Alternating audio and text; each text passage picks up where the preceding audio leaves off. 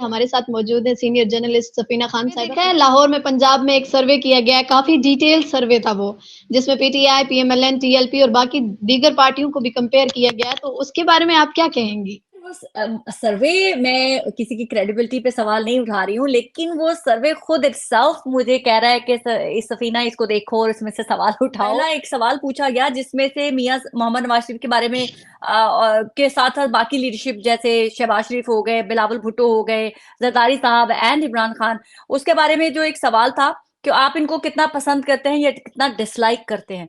ठीक है, उसके ऊपर मियां मोहम्मद नवाज शरीफ साहब के बारे में कहा गया 63% जो है वो इनकी लाइकिंग का रेशो है। 55% रेशो जो है मियां मोहम्मद शहबाज शरीफ साहब के बारे में। 45% जो है वो रेशो है सॉरी इमरान खान साहब के। फिर 16% का रेशो हो गया जरदारी साहब का हो गया।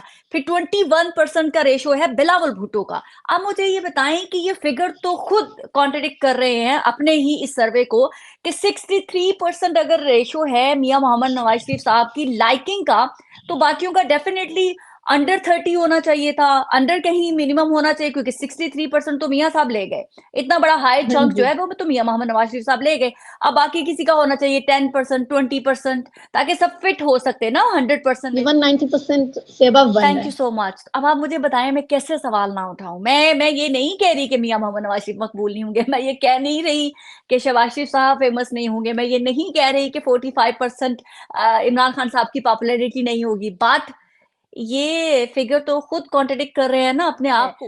अब दूसरा एक आता है कि जी 5 पर्सनालिटीज के बारे में सवाल किया गया। मरियम नवाज शरीफ साहबा के बारे में 50%। ठीक है, बिल्कुल होगी उनकी क्या? पॉपुलैरिटी, इसमें कोई दो राय नहीं अच्छा, है। 43% हमजा शहबाज हो गए, इटसेल्फ ऑलमोस्ट 100 हो गया। ठीक है, 33% जो है वो चौधरी परवेज इलाही कर दिए गए, 20% जहांगीर तरीन भी कर दिए गए, 23% जो है वो अलीम खान भी हो गए। अगेन 150 अबव हो गया है, यानी कि ये आपको लगता है कि जो सर्वे करवाया गया है, एक तो मैनिपुलेशन के लिए करवाया गया है, अवाम के दिमाग में ये चीज डालने के लिए कि अगर नवाज शरीफ साहब वापस आ गए हैं तो इसका मतलब कि जो लोग ये समझते थे कि इमरान खान साहब आ जाएंगे और इमरान खान साहब को लीडर मानते हैं, वो दोबारा से ये समझ लें कि नवाज शरीफ साहब की पॉपुलैरिटी अभी भी वैसी इमरान है। खान साहब को कम करके 100% अपनी ही दो पर्सनालिटीज में बांट ना, थोड़ा सा इधर दे दिया थोड़ा। लेकिन कि ये सर्वे मुझे खुद चीख चीख के कह रहा है कि प्लीज मेरे अंदर गड़बड़ है। जब पार्टीज की बारी आई तो वहां मुझे लगता है उनकी सेंस ने थोड़ा सा काम किया, थोड़ा सा, ज्यादा नहीं। अब पीएमएलएन को 43% पे लाइक कर दिया, 32% जो है वो तहरीक इंसाफ कर दिया, तो गया 6% टीएलपी कर दिया, 2% जो है पीपल्स पार्टी कर, 1% जो है इस्लामी कर दिया, और 1% फलाना कर, डोंट केयर जो है वोट करने वाले 13% हो गए। कुछ अपना दिमाग लड़ाया कि नहीं नहीं यार रेशो पूरा रखना है वरना गड़बड़ हो जाएगी। सर्वे जो है वो इटसेल्फ मुझे लग रहा है कि गड़बड़ की निशानदेही कर रहा है। तमाम नवाज शरीफ साहब को या इमरान खान साहब को वोट वगैरह, आपको वोट बैंक गिरता हुआ नजर आ रहा है? देखो ये जो सर्वेज होते हैं ना, ये हर दफा हर पॉलिटिकल पार्टीज की फेवर में आते हैं और दूसरे की मुखालिफ में जाते हैं। और जब किसी की फेवर में जाते हैं तो वो बहुत खुश होते हैं, उसको हर जगह पे पोर्ट्रे किया जाता है, उसको बड़ी बड़ी जगहों पे छापा जाता है, अपनी वेबसाइट पे दिखाया जाता है कि देखिए हमें हमें कितने सर्वे दिखा रहे हैं कि हम कितने ऑथेंटिक है। लेकिन जो मुखालिफिन है वो कहते हैं ऐसे सर्वेज का हमें कोई फर्क नहीं पड़ता। तो ये पीएमएलएन वाले तो जरूर इसको हाईलाइट कर रहे होंगे कि देखिए हमारे हक में सर्वे, हमारे हक में है, इमरान खान का नामो निशान ही नहीं है। लेकिन इसके बावजूद वो जितना भी अपने आप को फेमस करार दे दें, वो पीटीआई को जीरो नहीं कर सके।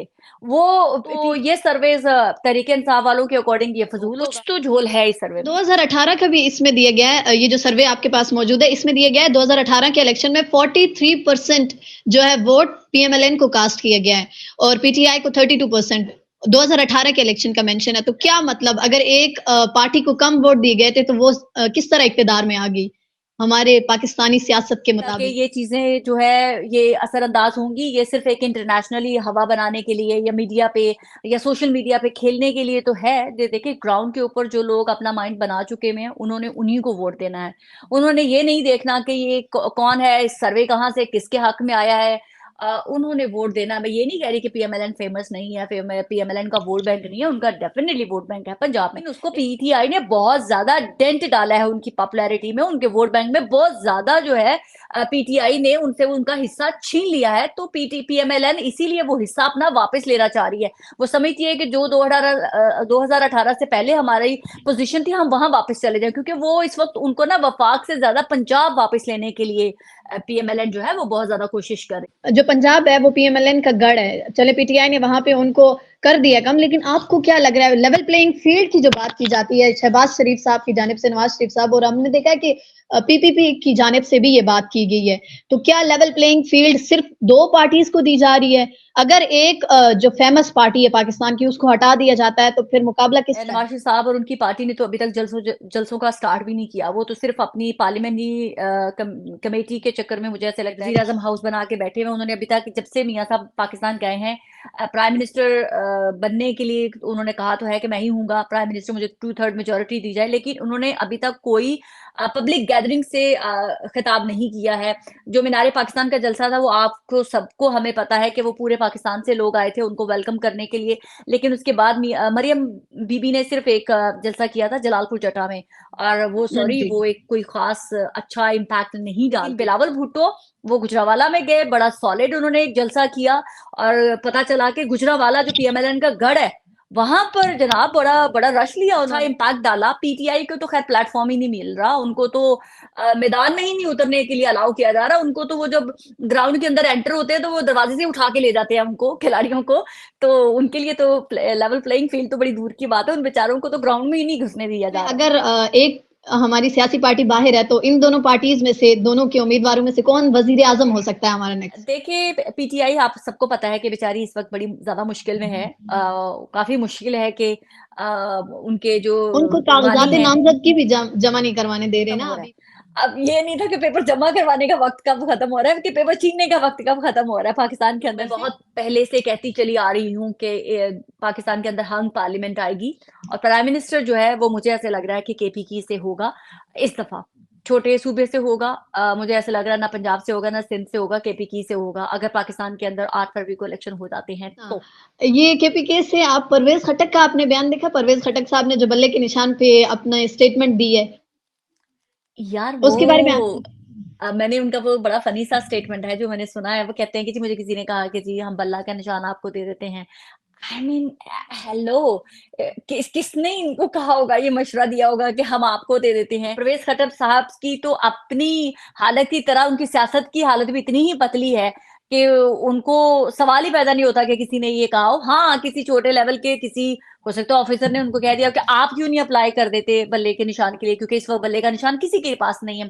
लेकिन ये कह देना कि जी मुझे किसी ने कहा है, बड़े मतलब बड़े अहम शख्सियात ने, तो मैं नहीं वो मान सकती, क्योंकि अगर इनको किसी ने कहा होता और इनकी इतनी जुर्रत के आके पब्लिक में बोल देते कि जी मुझे किसी ने ऑफर किया। स्टेटमेंट दिया कि इमरान खान ने मुझे खुडे लाइन लगाने के लिए वजीर दिफा दे दी थी। इनको पता है, इनको सियासत की बसीरत है कि वजीर दिफा कितना बड़ी मिनिस्ट्री होती है, कितनी बड़ी पोस्ट होती है। वजारत दिफा अगर किसी के पास हो जाता है तो इसका मतलब है कि वो सीधे सीधे हमारे मुक्तदर हल्के जो ताकतवर तरीन हल्के उनके साथ डायरेक्ट राब्ता होता है। तो अगर कोई शख्स ये समझता उसको वैल्यू नहीं पता वजारत दिफा की, तो वो फिर क्या टेम्परेचर उसको पता होगा सियासत का, और क्या उसको ऑफर करने वाले का पता होगा, और क्या उसके कान सुनते होंगे। वही मैंने कहा ना कि परवेज खट्टर की साहब की हालत की तरह मुझे उनकी सियासत भी पतली नजर आ रही है ग्राउंड के ऊपर। मुझे लग रहा है कि वो अपनी सीट भी जीत जाए ना तो बहुत बड़ी बात होगी। इनको बल्ले का निशान अगर इनको देना तो इस्तेकाम पार्टी वाले बुरे हैं, जहां पर अभी भी बहुत बड़े बड़े नाम हैं। अगर बल्ले का निशान किसी ताकतवर ने दिलवाना ही है किसी को तो इस्तेकाम पार्टी को दिलवाएं। इनके पास क्या है, इनके पास तो अपनी सीट जीतने के चांसेस जीरो हैं। होके बात हक सच की करनी चाहिए। इमरान खान साहब के बारे में इन्होंने कहा कि वो एक दिन जेल नहीं जा सकेगा, वो जेल में भी गया, ठीक है, और अभी इतना एडजस्ट हो गया है कि वो शिकायत ही नहीं करता, वो कहता सब कुछ ठीक है मेरे लिए। ये लोग कहते थे कि इमरान खान की पार्टी में लोग कैंडिडेट नहीं मिलेंगे, अब इतने कैंडिडेट निकले कि उनको उठा उठा के छुपाना पड़ा, उनके फॉर्म तक छीन के भागना पड़ा। ये लोग कहते थे कि इमरान खान का को तो वो नाम लेवा ही नहीं होगा। अब एक छोटे से छोटा जो टिकटॉकर्स थी या सोशल मीडिया एक्टिविस्ट थे, वो बड़ी बड़ी हस्तियों के सामने, मरियम नवाज शरीफ साहिबा के सामने, शहबाज शरीफ के सामने वो लोग खड़े होना चाहते हैं। वो उनको इतना कॉन्फिडेंस है उन लोगों को कि अगर कोई खातून को इतना कॉन्फिडेंस है कि अगर मैं भी मरियम नवाज शरीफ साहिबा के सामने खड़ी हो गई तो मैं जीत जाऊंगी। देखो वोटर तो उनका नहीं टूट रहा, इन्होंने उनके कैंडिडेट तोड़ लिए, उठा लिए, इसके बावजूद लोग आ रहे हैं, उनको उन्होंने पार्टी छीन ली इमरान खान साहब से, लेकिन फिर भी लोग बाहर निकल रहे हैं। इन्होंने इमरान खान की पार्टी से बल्ला छीन लिया, लेकिन लोग फिर भी इमरान खान के नाम से बाहर निकल रहे हैं। जो नहीं तोड़ पा रहे हैं पाकिस्तान की तमाम पॉलिटिकल पार्टीज मिलकर भी और ताकतवर हल्के भी, वो है इमरान खान का वोटर, वो है इमरान खान का सपोर्टर। वो उसकी वो स्ट्रेंथ नहीं तोड़ पा रहे हैं जिसके लिए इन्होंने इमरान की पार्टी तोड़ी, उसका बल्ला तोड़ा, चलाई। तमाम पॉलिटिकल पार्टीज एक तरफ इकट्ठी हो गई, लेकिन ना ये इमरान खान को तोड़ पाए, ना ही ये इमरान खान के वोटर और सपोर्टर को तोड़ पाए हैं। और मेरे ख्याल से अब इमरान खान को वोटर और सपोर्टर इतना जज्बाती हो चुका हुआ है कि उनको कोई फर्क नहीं पड़ता कि अगर बल्ले का निशान हो, यस उसमें फर्क जरूर पड़ेगा, डेंट जरूर पड़ेगा, क्योंकि हर कोई इतना मिच्योर नहीं होता। जब आप बैलेट पेपर के सामने जाते हैं आप जोन आउट भी हो जाते हैं, सम टाइम आपको पता नहीं चलता कि आपने किसके ऊपर मोहर लगानी है, तो उस वक्त आपकी वोट जाया भी बहुत ज्यादा होगा और लोग कंफ्यूज भी बहुत ज्यादा होंगे, इसमें भी कोई दो राय नहीं है। लेकिन इमरान खान वोटर जो है वो डिटर्मिन है इस चीज के ऊपर कि हम इमरान खान के नाम के ऊपर वोट देंगे, इमरान खान हमें कहेगा इसको वोट दे दो, वो दे देंगे। जी खंबे को भी वोट डलेगा, तो वो तो खंबा खड़ा हो रहा है, एक अननोन सा शख्स खड़ा होता है, वो खंबा ही है। खंबा और किसको क्या कहते हैं, ये एक टर्म है ना जो हम यूज करते हैं कि खंबा भी खड़ा होगा, इंसानों ने ही खड़ा होना आता है। अब एक अननोन सा शख्स जो है वो खड़ा हो रहा है, आपको उसके अननोन पर्सनैलिटी से भी इतना डर है, खौफ है कि आप उसके भी नॉमिनीज पेपर छीन के भाग रहे हैं, तो ये खंबों से भी डर रहे हैं ना, खंबों से डर तो लग रहा है इनको।